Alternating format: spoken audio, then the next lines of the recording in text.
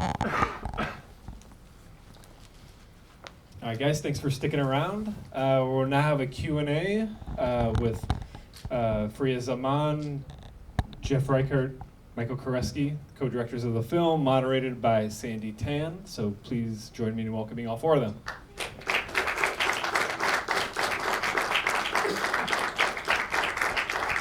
Where should we sit? You can go here if you want. Great, thanks. It's raining outside. While you were watching this movie and going through all the changes, watching this movie, it's actually raining outside. Oh my so you're gonna go gosh. outside and find a changed world. That's what I'm saying. I have to say, this is like one of the most perverse films I've ever seen. I mean, for those of you who haven't seen this before now, and nobody warned you probably that it was gonna switch midway, and I just think like I've heard of like farm to table, and this is like table to farm, which is going backwards, and this is like the most anti-Babette's Feast movie I've ever seen. I mean, because that's about grieving too, isn't it? And this is a very strange kind of grieving, and into, can you talk about how you, and this is Michael Koresky, by the way, those who don't know, and that's Farihah, and that's Jeff, the filmmakers, and you wrote the script. So how did this come about? Like, did you conceive of it in like this from the beginning? Yes, absolutely. I love it being called perverse, only because I like, adjectives in it that I never expected. So I like hearing that. Yes, it was always conceived as a film that would split in half, and the first half was going to be scripted, constructed, acted fiction, and the second half was going to be a documentary. And that those halves would be that you would have a meal of some sort in the first half, and that you would see where the food came from in the second half. That was kind of like the bare bones thing that happened.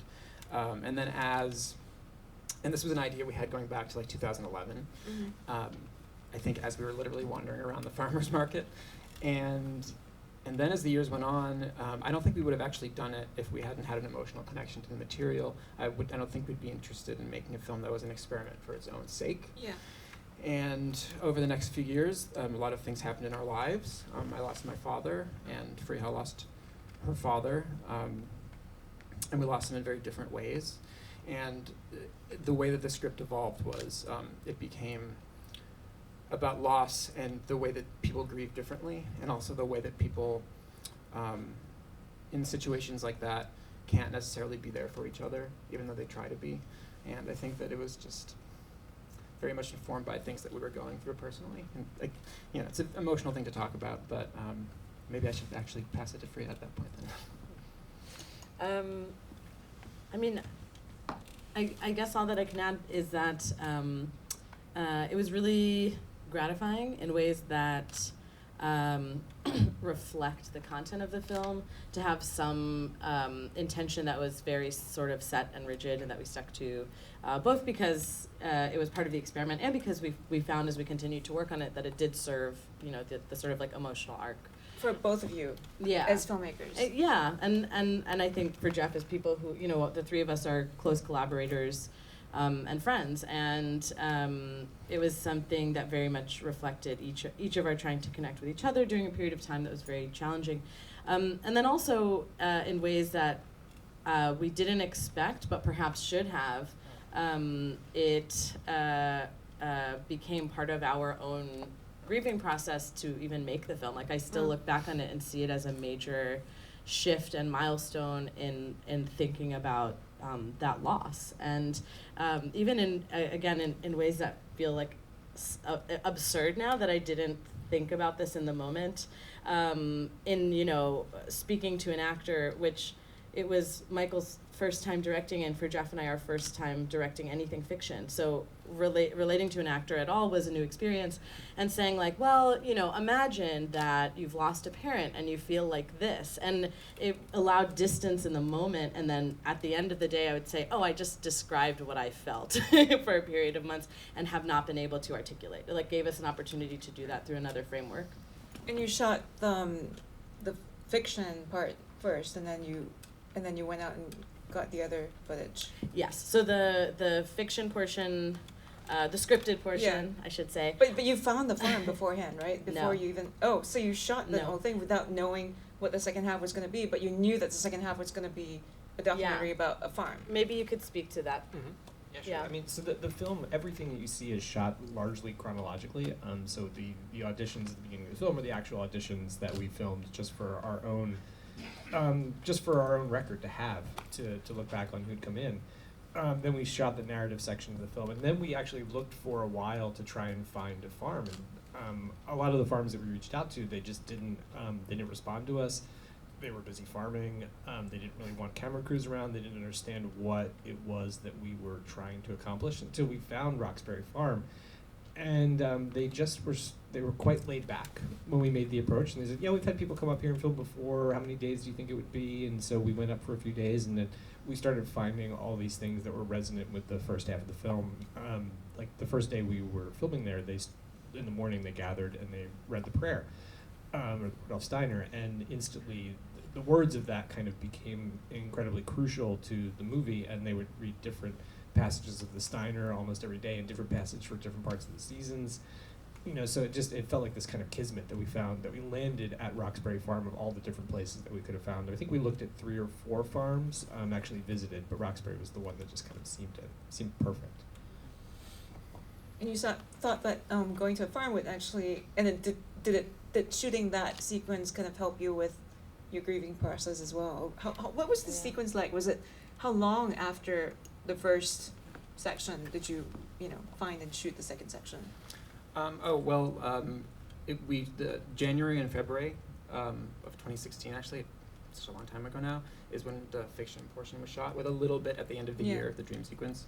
And then May is, I believe, when we first started shooting on the farm, and then it ended up going through all the seasons of the year. So it was really, the shoot really was like the entire year, basically. In terms of the grieving process question, that was really something that we felt a bit on set, for sure, the way Farihah says, talking to the actors, but the editing process. I mean, it was a long editing process. Low budget film, so it took a while to get the thing edited with our great editor, Ben Garchar. But it was really watching those things resonate and then kind of reliving those experiences together that we kind of felt that. And what Jeff is saying about the Rudolf Steiner quotations is something that I feel very personally about this film, and the way that it helped me with my grieving is that I'm not a religious person at all, but hearing that made me think about the way that my grief just kind of disperses into the universe. And then watching the film and experiencing it, realize the film kind of reflects the way that I went through that process, right? Because I didn't know where to put what I was feeling. And so to make a narrative that just cuts you off and drops the characters the way I felt like I had just been dropped, and then being able to go to this other place where you can just kind of be one with the universe, kind of became reflective of that process. Yeah, it seems so cruel, actually, when you drop people in the middle of the film, and then as you watch the film, you get this kind of strange Brissonian sense of release by the end, and a lot of it was also like the use of music and the use of, just the seasons passing, and that just heals you in this very strange way. I mean, it's a very, very, very strange film. You would agree, right? We're so used to it at this point that it seems like the most normal movie in the world. Can you talk a bit about the use of music? Because I think it's. Sure. Well, so the music is Sibelius, Finnish composer that I love, and I had actually been listening to that music on my iPod when I was thinking about it, working on the script and thinking about it, and it was just a choice that I had to listen to. And then at one point I was like, I really like this music. I think it might work, but who knows? And then Ben started using it in the edit as the temp track. And then the more we watched it, we realized this really is working, and it is the one thing that you can concretely connect the first and the second half together. So when you hear echoes of the music in the second half, you have this kind of implicit connection to the first half. And then luckily we were able to license it. Just thought it worked really well. So the two of you are critics, and this was the film that you chose to make as your first film. The 3 of us are critics. Okay. The 3 of you are critics. But 2 of them are editors. Yes, okay. But 2 of them are they're nerdy guys. I didn't realize you were reverse shot as well. That was where I first started working as a critic. Okay. So it was also like kind of how we started working together. Before we made any documentaries together, we we worked together at Vershot, and both of them edited me, so we already got used to dealing with critical feedback. So how do you work together as directors? I mean, it's hard enough to be one person Yeah. on a set, but it's three of you, and I always find it like really intriguing how you divide the duties and, you know, Yeah. bad cop, good cop, that kind of thing. Yeah. We're all bad cops. I find it hard to believe, but So again, I mean, I think a lot about the filmmaking process in a really wonderful way is reflective of the themes of the film. So we didn't want to have sort of prescribed roles, and we talked about it. Of course, there's some specific things. Michael having written the screenplay, Jeff being cinematographer the second half. I think I took on more like production duty. But besides sort of some practical matters like that, a lot of the creative work, like it was really nice to say, the whole point of this film is to like take a risk and do and like have a sort of playful experiment, or a perverse experiment, as you say. So can we experiment with that format and just sort of like trust that it will work out in a way? And I always say that like collaborating in the production process, particularly if you come from a doc background, is like there's no time to fight. Either you like totally subsume your ego and just like you learn to listen. You learn to actively listen and follow like what's sort of best for the film, or don't collaborate. And in the editing process, it's all very productive argumentation. So I think that it followed that pattern. Like I think that we listened to each other, took the lead in different ways. Worked with actors in different times. And, like one of us just knew like how to sort of articulate what was needed in that scene. So it was. Again, something that could have horribly failed, but we were delighted to discover that it strengthened our relationship rather than destroy it. so when did you decide to start the film with the auditions? Well, it's funny, that was actually really, really late, and it was into the edit. And I think there was that image of Jessie, who plays Sarah, that opens the film where she's kind of staring into the mirror for a while. It's just something that I couldn't get out of my head. We filmed it, and we filmed those auditions with really no sense ever that they would be used for anything except for us to look back and decide who was going to be in the film. But there was something about it. And, sometimes when you have that instinct, it's like, you can't let it go. And so it's like, okay, well, let's talk about this. Let's see what could be done with it. And so we went back, all of us, and we rewatched all the auditions, and we started cutting it and pulling things that we liked out of it.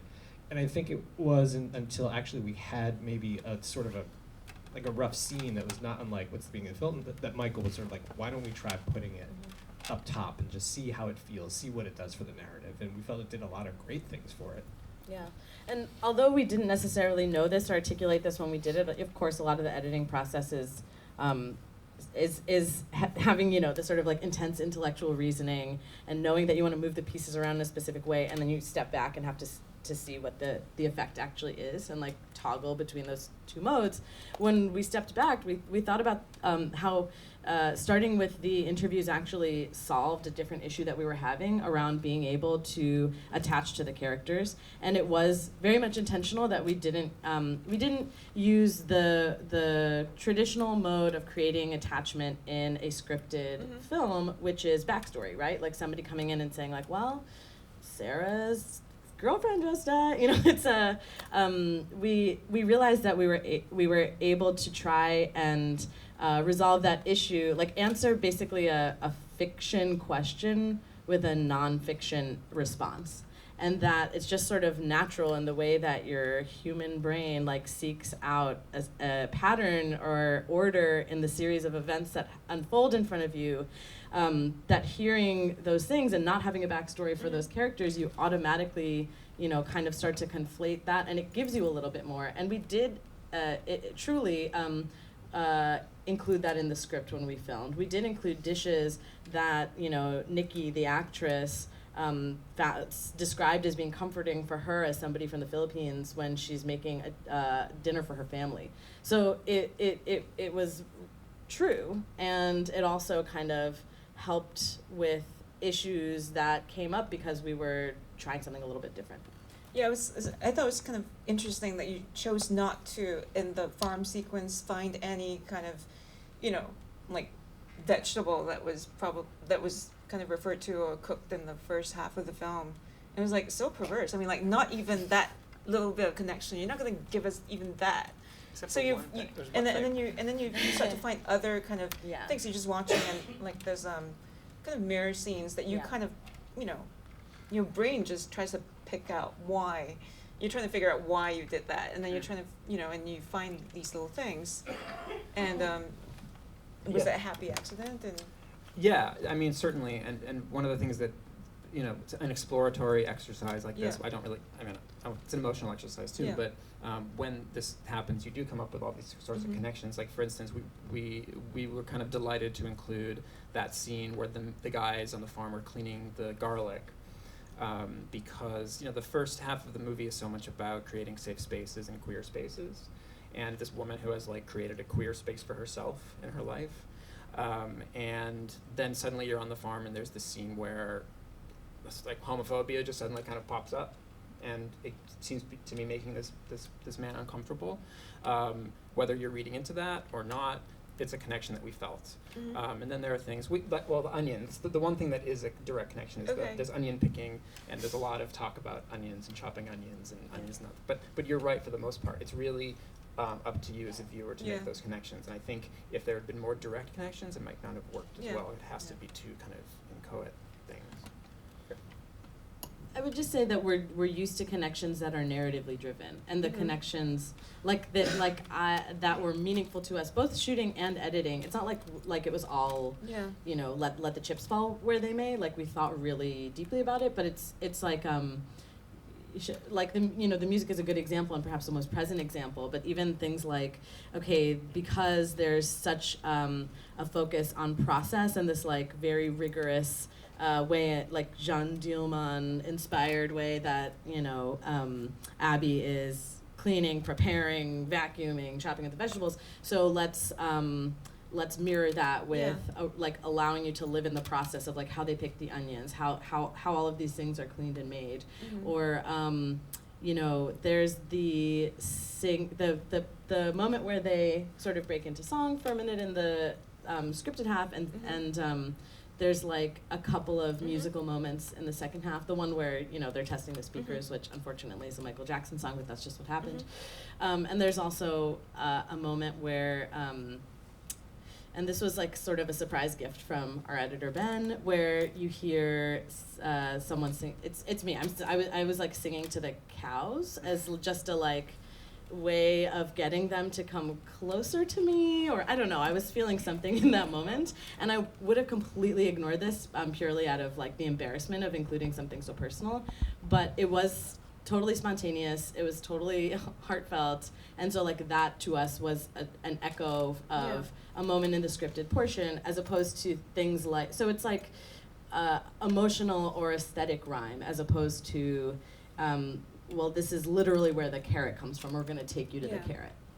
It's strange because even if you don't have any feelings, like I don't have any feelings, you do get a strange sense of relief by the end. I mean, you just get this sense of release, almost like this is calm, and there's something about going back to the earth that's kind of magical. That you caught that, and I thought that was, I don't know how you did it, but it was kind of, special. Anyway, so do you have any questions? Like, I'm sure you have questions. Okay, you. Yeah, I have a question when you're talking about your collaboration, and how it sort of like rhymed with the feeling of the people in the dinner party, right? It's like there's something very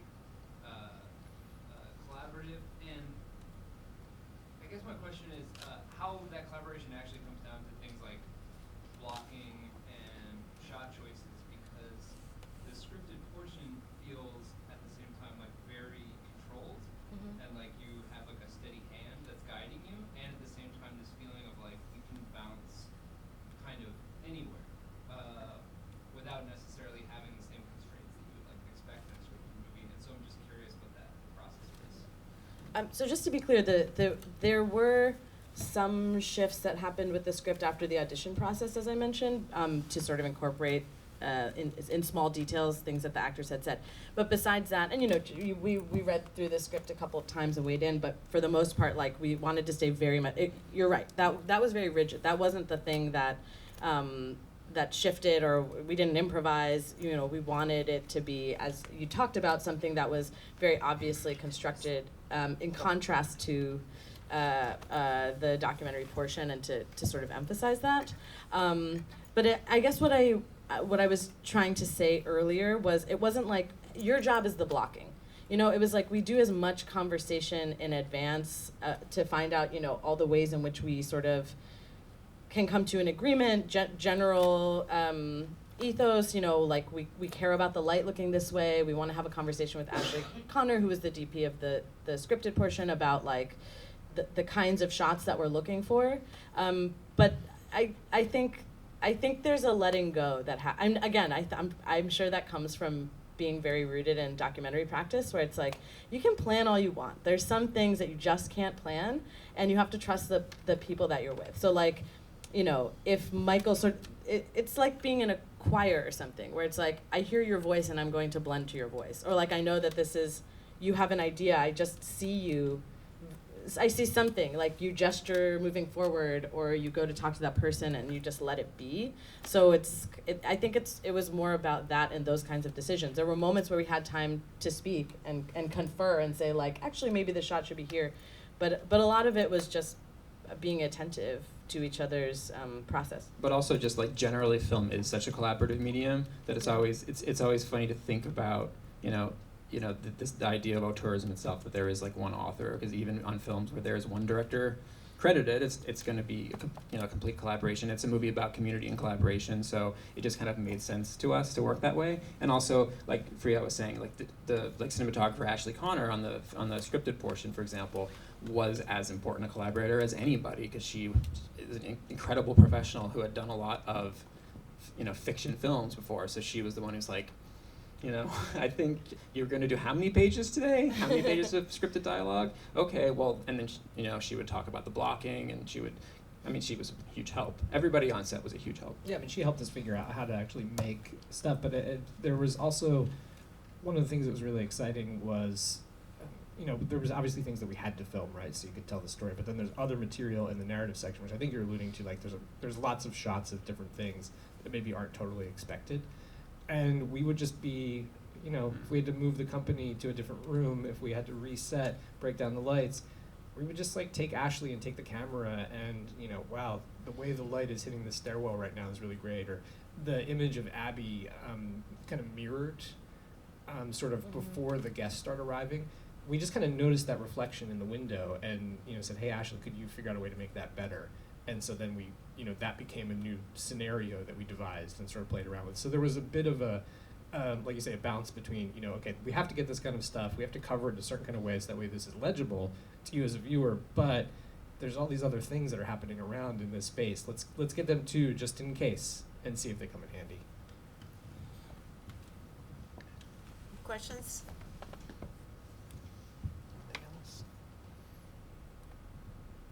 Surely someone has a question. Another question for you. Sorry, yeah.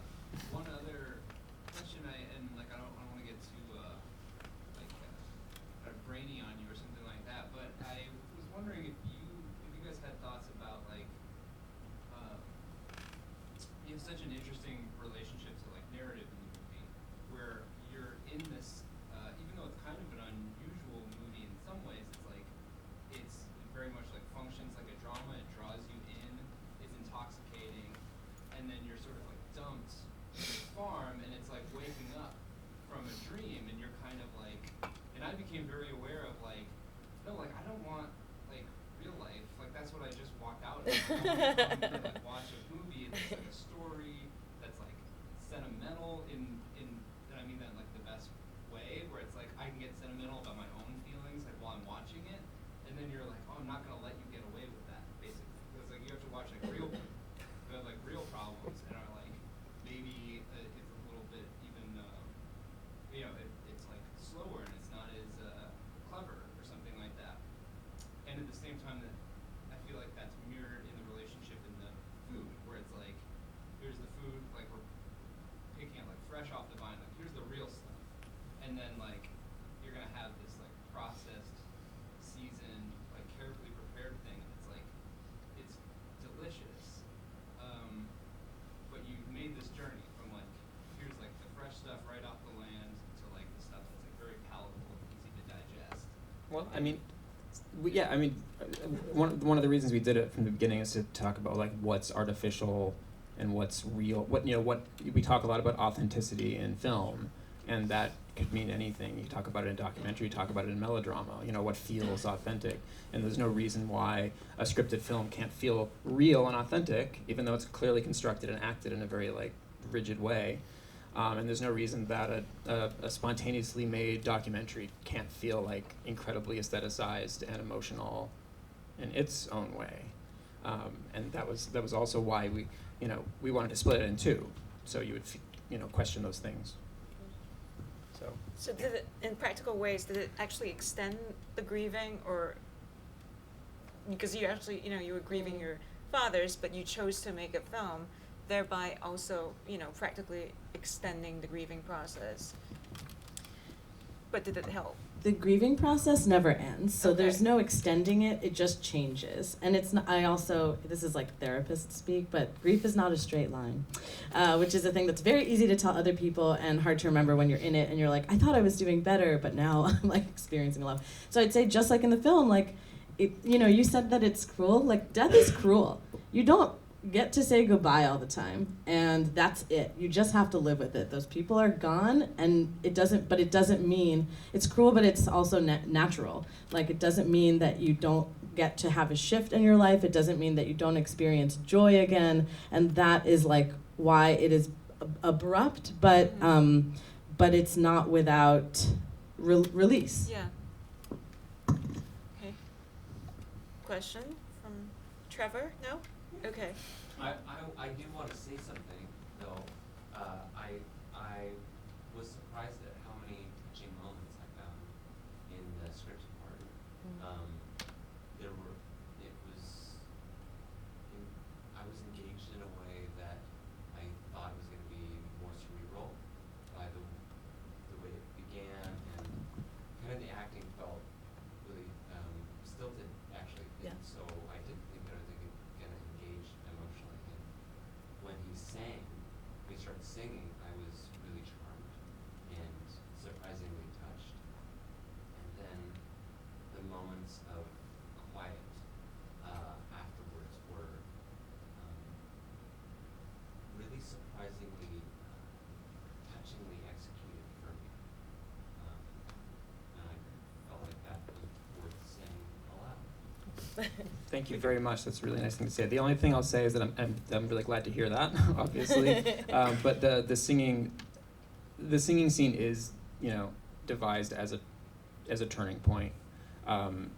There's a stiltedness, and whether some of that's intentional, some of that might not be intentional, but that kind of awkwardness is supposed to kind of dissolve with the song, and then it's supposed to kind of shift after that. And it felt that way. I'm glad to hear that. I think you had a question. Michael, particularly because you've been writing this column on queer identity through film history in a lot of ways, there's a lot of ways that it seems like you're threading a needle in this film where either so often in film queerness is like a small throat to the bone to the audience, or it's announced as like this big tragedy. And I'm really curious in how this film really, and I guess I'd love to hear you talk about threading of like making this film pronouncedly have these queer relationships without it feeling like it has to quote be something, I guess is the way I would put it. It's a really good question. It's a hard one to answer. I mean, I know that all of us on stage feel that it's important to tell queer stories, and I know Farihah especially, we talk about this all the time. So, I mean, just generally the way I feel about it is like I will never write anything, like I have working on scripts, I have other things that I do. I will never write a script that doesn't have gay characters in the principal roles. I thought it was interesting in this movie that like the main character isn't necessarily queer, but she surrounds herself with queer people, because I know people like that, and I find that really interesting. But in terms of like representation, like I don't think of it as anything more than it's important to maintain that kind of perspective in anything I would do. I mean, to think of a film made up a bunch of people that maybe we would hang out with back in Brooklyn, and to have them like not include queer people is like insane. It's just not even a thing anymore. I mean, can you imagine? You have to go out of your way. You have to go out of your way to like not have like, you know, a dinner party with some queer people. And people do go out of their way, I suppose. But yeah, no, it's because, yeah, like, because I'm constantly investigating and writing about queerness in film and trying to find it. You know, I do this column where I try to find something in every single year of the past century, basically. Same. It's not always easy. Queer Now and Then is the column. It's for Film Comment. And thank you for bringing it up. So because it's been so hard, it's not often easy to find. The least that I could do is if I have the privilege to make a movie, put a lot of gay people in it, I suppose. If that answers the question, I don't know. No, Anything? suddenly, lots of questions. You. Building on that last one, something just popped into my mind talking about relationships and relationships of Laura Jackson and how she surrounds herself with queer friends, but her relationship is interesting. So her boyfriend is sort of kicked out, right? Like he's not invited to the dinner party. And I'm just curious if we can talk about that. Like, because he's dropped in, he's just kind of there, and then he's not there. She kind of ignores his text. Yes. And that was really interesting. Like her most intimate partnership, ostensibly, is like not invited. He's not invited to the party. Yes, he's definitely uninvited. I always liked talking about this with Farihah, so I might actually want Farihah to answer it. Well, first of all, is he her boyfriend? I don't think she would use the word boyfriend. And that says it all to me, the nature of that relationship. I mean, I think that like on a more serious note, like so one of the things that we talked about a lot was like it's very hard to articulate grief, right? And we talked about how you do that with other people, but even to yourself, there's this sense of like, well, I appear to be functional, I'm doing all the things that I'm supposed to be doing, so I guess that I'm fine, but you're not fine. And I think that bleeds into a lot of your relationships. I mean, again, not to simplify it too much, but like it seems like she has difficulty, whether it's a result of being in the state of mind that she is, or perhaps it's something to do with her personality. We don't really spell it out, but she clearly feels something for this person and is holding them at arm's length, and that's all. And I think that, like, you know, sometimes even when someone is offering you exactly what you need and in a very open way, you're not ready. And that's what that is, right? She doesn't articulate any specific shame. She's not like embarrassed about anything in particular about him. She just doesn't need him to be in that space. And he hasn't shared the experience that the other people in the room have shared together. He also is a little, I don't know, he's like a lovable, but like kind of a dunderhead a little bit. I don't think he would bring much. I don't think he would bring much to the situation if she knows it. I don't think she wants a straight guy at her party. And also, one thing to add is that was a much, much longer scene in the original script, and it was cut down to just like a few sentences. So like it was elaborated upon, and then this happened a few times. Like it's just like, okay, we need to strip that down to a few words to make it bare bones. Yeah, after we filmed Well, it. no, longer script. Cut it down, filmed it, and then after we filmed it, cut it down even more. Yeah. Yeah. Oh, and a brief note that even though that was a role that didn't have as much screen time, it was one of the hardest to cast, to get that balance of like, yeah, like I also wouldn't want you at a dinner party, but you're very charming. Like you have to also understand why she wants him around. And I thought the actor Michael Koresky did a really good job. He just like really, he's actually very articulate, particularly thoughtful about film. He's also a filmmaker, and I met him because we both worked at a video store.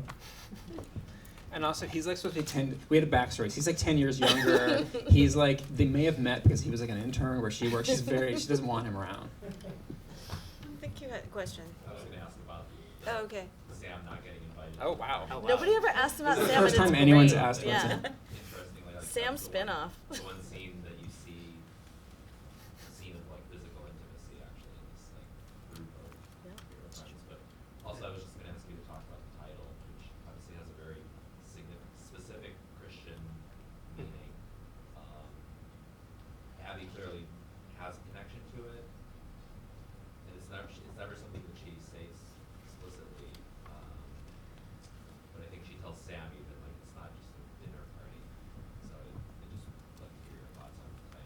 Well, so one thing we didn't talk about is that a great influence on this was James Joyce's The Dead.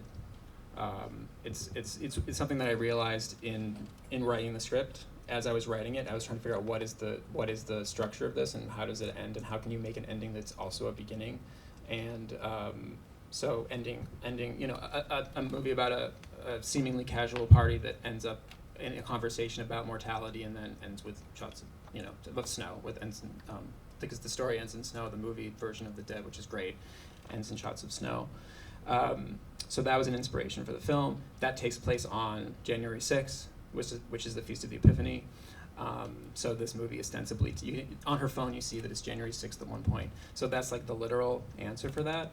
But then also, like I was saying before, this is, this is sort of like a secular movie about grieving loss and spirituality. So we thought it was really meaningful to gesture to that, to what that date actually means for people who are not religious. At least that's how I feel about it. I don't know if you feel differently about it. I think we're Good last question. Has That was a anyone good got a one. last question? Or you could, That was a good. And I that said that was a great That was a last good last Yeah, question. beginning with the title, or ending with the title. Yeah. so I guess we're done, right? Thank you very much for coming. Really.